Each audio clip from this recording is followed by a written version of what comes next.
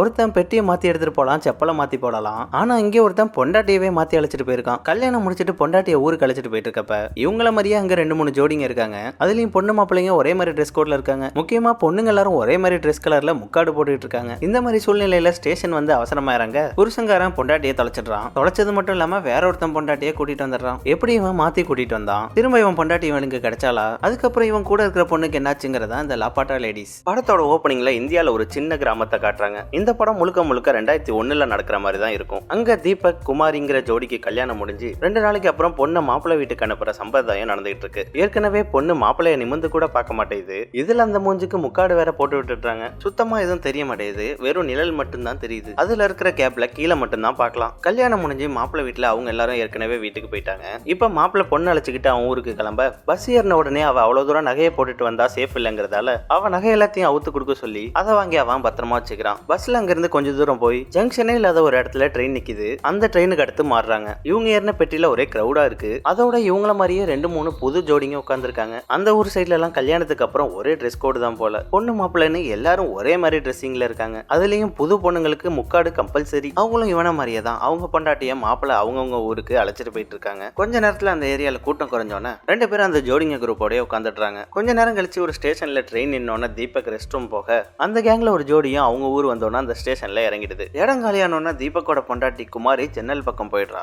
அவ பக்கத்துல இன்னொரு புது மாப்பிள்ள பிரதீப் உட்கார, அவன் பக்கத்துல அவனோட பொண்டாட்டி ஜெயாவை உட்கார வச்சுக்கிறான். அவ பக்கத்துல அந்த ஸ்டேஷன்ல என்ன 2 பேர் உட்காந்துடுறாங்க. தீபக் ரெஸ்ட் ரூம்லாம் போயிட்டு எல்லாத்தையும் முடிச்சுட்டாங்க. வேற அவன் உட்கார்ந்து சைட்ல இடம் இல்ல, அதனால எதிர்த்த சீட்ல உட்காந்துக்கிறான். அப்படியே நைட் ஆகுது. நல்லா கொரட்டையை விட்டு தூங்கிட்டு இருக்க திடீர்னு கண்ணு முழிச்சு பார்த்தா அது அவன் இறங்க வேண்டிய ஸ்டேஷனு. ஐயோ நம்ம ஸ்டேஷன் வந்துருச்சுன்னு பொண்டாட்டி அவசர அவசரமா கூட்டிகிட்டு இறங்கிடுறான். அவளும் நைட் ஆனதால முக்காடுல கண்ணு முன்ன தெரியாம அவன் பின்னாடியே வரா. அந்த ஸ்டேஷன்ல இருந்து இன்னொரு பஸ்ஸை பிடிச்சி ஒரு வழியா அவங்க ஊருக்கு வந்து சேர்றாங்க. அங்க அவனோட ஃப்ரெண்ட்ஸும் ஊர்க்காரங்களும் தடபுடலா வரவேற்கிறாங்க. அவங்கள அப்படியே ஆரவாரமா ஊர்வலம் அழைச்சிக்கிட்டு வீட்டுக்கு வராங்க. அங்க தீபக்கோட அம்மா பொண்ணு மாப்பிள்ளைக்கு ஆரத்தி எடுத்து பையனுக்கு பொட்டு வச்சு விடுறாங்க. அடுத்து பொண்ணுக்கு பொட்டு வைக்கிறதுக்காக முக்காடு எடுக்க சொல்ல அவளும் எடுக்கிறா. பார்த்தா அது தீபக்கோட பொண்டாட்டி குமாரி இல்ல, வேற யாரோ ஒருத்தி. அவளை பார்த்து தீபக்கும் தீபக் குடும்பத்தாளுங்களும் ஷாக்காக அந்த பொண்ணு என்ன நடக்குதுன்னே தெரியாம நிக்கிறா. இந்த ஊர் சைடு பொண்ணுங்கெல்லாம் மாப்பிள்ளைய கல்யாணம் ஆகிறப்பதான் பார்த்திருப்பாங்க. மாப்பிள்ளை வீட்டு ஆட்களையும் அந்த டைம்ல தான் பார்த்திருப்பாங்க. அதோட இப்பெல்லாம் கல்யாணம் ஃபிக்ஸ் ஆனதுக்கு அப்புறம் போன் பேசிக்கிட்டே இருக்கிற மாதிரி. அப்ப அந்த அளவுக்கு போன் வசதியும் கிடையாது. அதனால வாய்ஸ் கூட அந்த அளவுக்கு மனசுல பதியாததால வாய்ஸை வச்சு கூட இவன் வேற ஒருத்தன்னு கண்டுபிடிக்க முடியல. என்னடா யாரை கூட்டிட்டு வந்துட்டு இருக்கோன்னு கூட தெரியாம வேற ஒருத்தன் பொண்டாட்டியை கூட்டிட்டு வந்திருக்கேன்னு அவன் அப்பா கழுவி கழுவி ஊத்த அவன் நான் போய் குமாரியை கூட்டிட்டு வரேன்னு அங்க இருந்து கிளம்பிடுறான். தீபக்கோட அப்பா அந்த பொண்ணுகிட்ட அவளை பத்தி கேட்க அவ பேரு புஷ்பராணின்னு சொல்றா. உன் புருஷன் பேர் என்னமான்னு கேட்க அவ பதில் சொல்றதுக்கு முன்னாடியே அவர் பொண்டாட்டி நல்ல குடும்பத்து பொண்ணெல்லாம் புருஷன் பேரை சொல்ல மாட்டான்னு சொல்றாங்க. ஆனா இவ புருஷன் பேர் பங்கஜ்னு சொல்ல லேடிஸ்ங்க எல்லாம் என்னடி இவ பேரை சொல்லிட்டான்னு ஷாக் ஆயிடுறாங்க. தீபக்கோட அப்பா அவளை அன்னைக்கு தீபக்கோட அன்னை கூடயே தங்கிக்க சொல்லிடுறாரு. இங்க இதெல்லாம் நடந்துட்டு இருக்க அங்க பிரதீப்போட குடும்பம் அவங்க ஊர் வந்தோன்னா அந்த ஸ்டேஷன்ல இறங்குறாங்க. பின்னாடியே அவன் தான் புருஷன் குமாரியும் இறங்க அங்க அவளோட புருஷன் தீபக்க காணும்னு முழிக்கிறா. பிரதீப்புக்கு அப்பதான் அவனோட பொண்டாட்டி ஜெயா காணுங்கிறதே தெரியுது. குமாரி சுத்தி முத்தி அவ புருஷனை தேடி பார்க்க அவன் அங்க இங்கேயும் காணும். அதனால வெளில போக பயந்துகிட்டு அங்கேயே பதுங்கிட்டுறா. இங்க பிரதீப் அவங்களோட அவன் பொண்டாட்டி ஜெயாவை தேடிட்டு இருக்க தீபக் அவன் ஒரு ஸ்டேஷன்ல அவனோட பொண்டாட்டி குமாரியை தேடிட்டு இருக்கான். 2 பக்கம் இதெல்லாம் நடந்துட்டு இருக்க இங்க தீபக்கோட வீட்டுல எல்லாரும் தூங்குனதுக்கு அப்புறம் யாருக்கும் தெரியாம கொல்ல பக்கம் வந்த புஷ்பா அவன் புருஷனோட போன்ல இருந்த சிம்ம கழட்டி எரிச்சு போட்டுடுறா. ட்ரெயின்ல வரப்ப பிரதீப் தூங்குறப்ப இவள்கிட்ட தான் கொடுத்து வச்சுக்க சொல்லியிருந்திருப்பான். அதை தான் இவ இப்ப வச்சிருக்கா. அன்னைக்கு நைட் குமாரி ஸ்டேஷன்ல இருக்கிற டாய்லெட்லயே தூங்கிடுறா. காலையில மெதுவா எஞ்சி வெளில வர அங்க ஒரு பைத்தியம் அவளை துரத்திக்கிட்டு வரான். அவளை பார்த்து பயந்து போன குமாரி அலறி அடிச்சுக்கிட்டு ஓட அங்க ஸ்டேஷன்ல இருக்க சோட்டுங்கிறவன் மேல போய் விழுகிறா. அவன் குமாரியோட மூஞ்ச பார்த்தோன்னே இவ தொலைஞ்சு போனவனு நல்லா புரிஞ்சிடுது. உடனே அவளை ஸ்டேஷன் மாஸ்டர் கிட்ட அழைச்சிட்டு போக அவரு குமாரி கிட்ட புருஷன் பேரு கேட்டா வாயை திறந்து கூட சொல்லாம மருதாணியில எழுதி இருக்க பேரை காட்டுறா. எங்க இருந்துமா வரேன்னு கேட்டா ஸ்டேஷன் பேரும் தெரியல. சரி புருஷனோட ஊர் பேர் என்னன்னு கேட்டா அது கூட தெரியல, ஏதோ பூவோட பேர்ல முடியும்னு சொல்றா. போன் நம்பர் அட்ரஸ்னு எதுவும் தெரியாததால அட போமா என்னால எதுவும் பண்ண முடியாதுன்னு அவர் சொல்லிடுறாரு. இங்க தீபக் கம்ப்ளைண்ட் கொடுக்கறதுக்காக போலீஸ் ஸ்டேஷன் கிளம்ப புஷ்பாவையும் அவங்க கூட கூப்பிடுறான். ஆனா அவ எனக்கு பயமா இருக்குன்னு வரலன்னு சொல்லிடுறா. சரின்னு தீபக் அவன் ஆளுங்களோட போலீஸ் ஸ்டேஷனுக்கு வர அங்க இருக்க இன்ஸ்பெக்டர் மனோகர் பயங்கரமான வசூல் பார்ட்டி போல இவங்களுக்கு முன்னாடி கேஸ்ல மாட்டின ஒருத்தன் கிட்ட 10,000 ரூபாய் வாங்கிட்டு தான் வெளியே விடுறாரு. அடுத்து இவங்க கிட்ட என்ன கேஸ்ப்பான்னு கேட்க அவனோட ஃப்ரெண்டு குஞ்சன் தீபக் அவனோட புது பொண்டாட்டியை தொலைச்சிட்டதா சொல்றான். ஆனா அவர் அதை சீரியஸா எடுத்துக்காம உனக்கு மட்டும் எப்படி அப்படி நல்லது நடக்குது, நானும் எவ்வளவோ ட்ரை பண்ணி பாக்குறேன், என் பொண்டாட்டி தொலைஞ்சே போக மாட்டான்னு காமெடி பண்ணிட்டு இருக்காரு. சரி 15,000 கூட கண்டுபிடிச்சிடலாம்னு சொல்ல குஞ்சன் 5,000 மட்டும் கொடுத்து ஏரியா கவுன்சிலர் எனக்கு தெரிஞ்சவர் தான் சொல்றான். அவங்களும் அதுக்கப்புறம் தான் ரெஜிஸ்டரையே எடுக்கிறாங்க. தீபக்கும் அவன் பொண்டாட்டி குமாரியை தொலைச்சதையும் புஷ்பாங்கிற வேற ஒருத்தைய மாத்தி கூட்டிட்டு வந்ததையும் சொல்றான். சரி உன் பொண்டாட்டியோட போட்டோ இருக்கான்னு கேட்க அவனும் கல்யாண போட்டோவை காட்டுறான். அதுல கூட முக்காடு போட வச்சுதான் போட்டோ எடுத்திருக்காங்க. யோ என்ன என்னைய அதுல ஒண்ணுமே தெரியல, ஏதாவது அடையாளம் சொல்லுன்னு கேட்க அவளுக்கு மூக்குக்கு கீழே சின்னதா ஒரு மச்சம் இருக்குன்னு பெருசா ஒரு அடையாளம் சொல்றான். சரி நீ மாத்தி கூட்டிட்டு வந்த பொண்ணை பத்தி ஏதாவது விவரம் தெரிஞ்சுதான்னு கேட்க இல்லங்க அவங்க கொடுத்த நம்பருக்கு கால் பண்ணோம், எல்லாமே ராங் நம்பர்னே வருது. அதை கேட்ட இன்ஸ்பெக்டரும் நாங்க விசாரணை ஆரம்பிக்கிறோம், நீ நாளைக்கு புஷ்பா வளைச்சிட்டு வான்னு சொல்லி அனுப்பி விடுறான். இங்க ஸ்டேஷன்ல குமாரி பசியில இருக்கிறத பார்த்துட்டு சோட்டு அவன் வேலை பார்க்கறாங்க இருக்க அக்கா கடையில ஒரு பண்ணு வாங்கி கொடுக்குறான். அவங்க கிட்ட சோட்டு குமாரியோட கதையை சொல்ல அவங்கன்னா இவ்வளவு கேவலமான ஒரு கதையை கேட்டதே இல்லைங்கிற மாதிரி பாக்குறாங்க. சரிம்மா உங்க வீட்டுக்காச்சும் திரும்ப போக வேண்டியதானு சொல்ல அவ நான் அப்படி திரும்ப வீட்டுக்கு போனா அது தப்பா இருக்கும்னு சொல்றா. என்னம்மா உங்க அம்மா உன்னை இப்படி ரொம்ப வெகுலியா வளர்த்து வச்சிருக்காங்க? அப்படிலாம் இல்லையே, எனக்கு எல்லாம் சொல்லி கொடுத்து என்ன நல்ல புத்திசாலியா தான் வளர்த்தாங்க. ஆனா உனக்கு உன் புருஷன் வீட்டு அட்ரஸ் கூட சொல்லி கொடுக்காம முட்டாளா வளர்த்து வச்சிருக்காங்களே. நான் ஒன்னும் முட்டாள் இல்ல, எனக்கு சமையல் தெரியும், தையல் தெரியும், பாட்டு பாட தெரியும், எனக்கு எல்லா வீட்டு வேலையும் தெரியும்னு வீராப்பா சொல்ல அவங்க உனக்கு முதல்ல வீட்டுக்கு போக வழி தெரியுமான்னு கேட்டுட்டுறாங்க. அதுக்கு குமாரியால எதுவுமே பேச முடியல. இங்க இதெல்லாம் நடந்துட்டு இருக்க பிரதீப் அவங்க ஒரு ஸ்டேஷனுக்கு வந்து அவன் பொண்டாட்டி ஜெயாவை காணோம்னு கம்ப்ளைண்ட் கொடுத்துட்டு போறான். இந்த ஆளு இவனோட மொத பொண்டாட்டியை எரிச்சே கொண்டு இருக்கான், இது ரெண்டாவது பொண்டாட்டி வேற. போலீஸ் ஸ்டேஷன்ல இருந்து தீபக் திரும்ப வீட்டுக்கு வர அங்க எல்லாரும் புஷ்பாவை ரொம்ப நேரமா காணும்னு தேடிட்டு இருக்காங்க.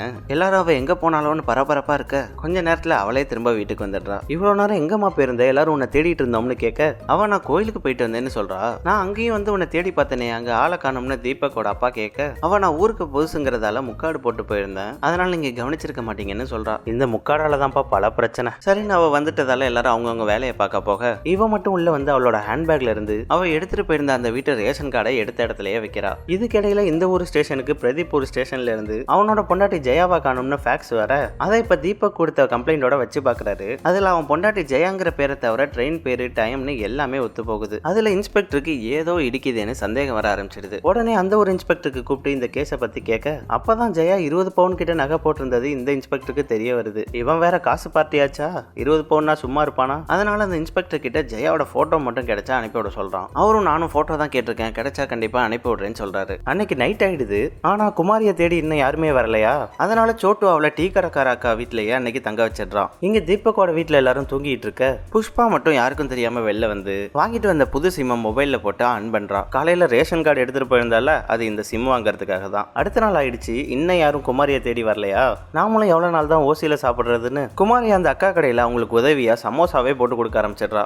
அது மட்டும் இல்லாமல் அவன் புருஷன் வந்தா அடையாளம் தெரியணும்னு இன்னும் கல்யாண ட்ரெஸ்ஸை கூட மாத்தாம அதுலயே இருக்கா. இங்க தீபக் புஷ்பாவை ஸ்டேஷனுக்கு அழைச்சிட்டு வர இன்ஸ்பெக்டர் அவளோட முக்காடை எடுக்க சொல்றாரு. அவளும் இன்ஸ்பெக்டர் சொன்னதால வேற வழி இல்லாம முக்காடை எடுத்துடுறா. எந்த ஊர்ல இருந்து வரேன்னு கேட்டா சத்தீஸ்கர்ல இருந்து வரேன்னு சொல்றா.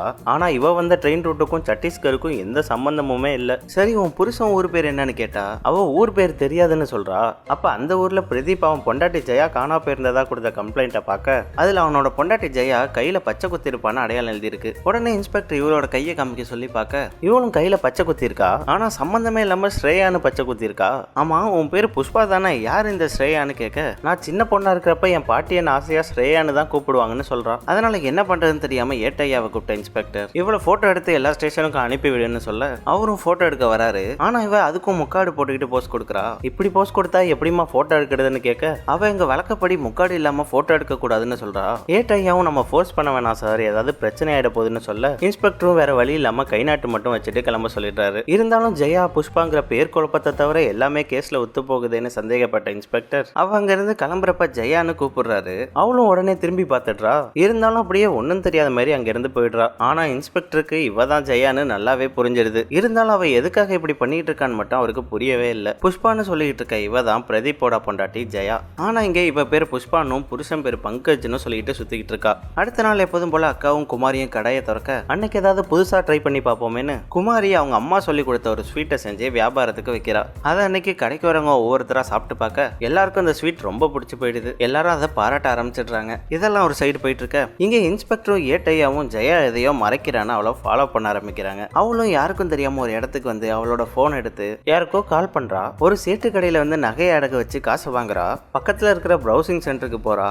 இவ முக்காடு போட்டிருக்கிறதால ப்ரூஃபுக்கு சரியா ஒரு போட்டோவும் எடுக்க முடியல. கடைசி அந்த அடகு வச்சு வாங்கின காசை போஸ்ட் ஆபீஸ்ல டெபாசிட் பண்ணிட்டு திரும்ப வீட்டுக்கே வந்துடுறா. அப்ப தீபக்கோட அப்பா குஞ்சன் கிட்ட வயல்ல பூச்சி தொல்லை ஓவரா இருக்கு, அதனால பூச்சி மருந்து அடிக்கிறவனை கூப்பிட்டுவான்னு சொல்லிட்டு இருக்காரு. அதை கேட்ட ஜெயா பூச்சி மருந்தெல்லாம் அடிக்காதீங்க, அது விஷம், அது பூச்சோட சேர்த்து பயிரையும் நாசம் பண்ணிடும்னு சொன்னவ அவங்களுக்கு இயற்கையா எப்படி பூச்சிங்களை கொள்றதுன்னு ஐடியா கொடுக்குறா. இதெல்லாம் எப்படிமா உனக்கு தெரியும்னு கேட்க அவன் என் அப்பா விவசாயிங்கிறதுனால எனக்கு கொஞ்சம் கொஞ்சம் தெரியும்னு சொல்றா.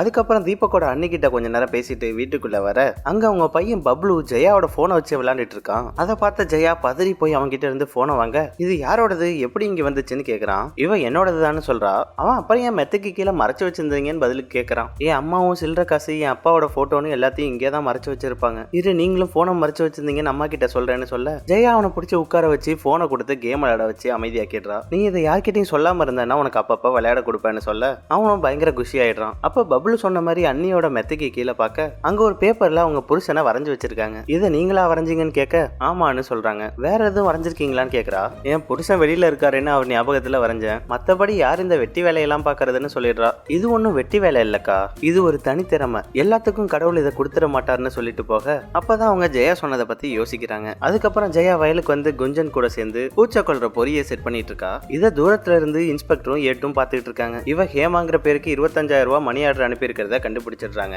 ஆனா அதை வச்சு மட்டும் இவளை பிடிச்சிட முடியாது, ஸ்ட்ராங்கான எவிடன்ஸ் வேணும்னு அங்க இருந்து கிளம்பிடுறாங்க. இங்க ஸ்டேஷன்ல சோற்று டீ எல்லாம் வித்து முடிச்சிட்டு கடைக்கு திரும்ப வரான். அப்ப குமாரி அவன் கிட்ட நீ இங்க எத்தனை வருஷமா வேலை பாக்குறேன்னு கேட்க அவன் 7 வருஷத்துக்கு மேல இங்க வேலை பாக்குறதா சொல்றான். ஆமா நீ இங்கேயே இருக்கியே, உனக்கு யாரும் இல்லையான்னு கேட்க அவன் எனக்கு அப்பா அம்மா கூட பிறந்தவங்கன்னு எல்லாரும் இருக்காங்க, நான் இங்க இருந்து காசு அனுப்பிட்டு இருக்கேன்னு சொல்றான். அப்பதான் குமாரிக்கு மனசுல ஒரு விஷயம் தோணுது. ஏங்கா பசங்க எல்லாம் இப்படி வெளில வந்து வேலை பார்த்து வீட்டுக்கு காசெல்லாம் அனுப்புறாங்க, ஆனா நமக்கு மட்டும் ஏக்கா இதே மாதிரி வாய்ப்பு கிடைக்க மாட்டேதுன்னு கேக்குறா. எல்லாம் பயம்தான், பொண்ணுங்களுக்கு விவசாயம் தெரியும், சமைக்க தெரியும், அவங்க தான் புள்ளைய பேக்கிறது வளர்க்கறது எல்லாமே, இப்படி எல்லா வேலையும் தெரியும். அதை யோசிச்சு பார்த்தாலே பொண்ணுங்களுக்கு ஆம்பளைங்க தேவையில்லைன்னு புரிஞ்சிடும். இதை எல்லா பொண்ணுங்களும் புரிஞ்சுக்கிட்டா ஆம்பளைங்களோட நிலைமை அவ்வளவுதான்னு சொல்றாங்க. ஆனா குமாரி அப்ப நானும் ஊருக்கு போனதுக்கு அப்புறம் வேலை பார்க்க போறேன், என் புருஷனுக்கு என்னால முடிஞ்ச உதவி பண்ண போறேன்னு சொல்றா. இவங்க அடிப்படி கிறுக்குன்னு தலையில அடிச்சுக்கிறாங்க. குமாரி இங்க புருஷனுக்காக காத்துக்கிட்டு இருக்க இங்க தீபக் குஞ்சன் மூலியமா அந்த ஏரியா கவுன்சிலர் கிட்ட வந்து உதவி கேட்கிறான். அந்த கவுன்சிலரும் தீபக்க மேடைக்கு ஏத்தி இவரோட மனைவி தொலைஞ்சு போயிட்டாங்க, இது முழுக்க முழுக்க எதிர்கட்சியோட சதின்னு பேச ஆரம்பிச்சிடுறாரு.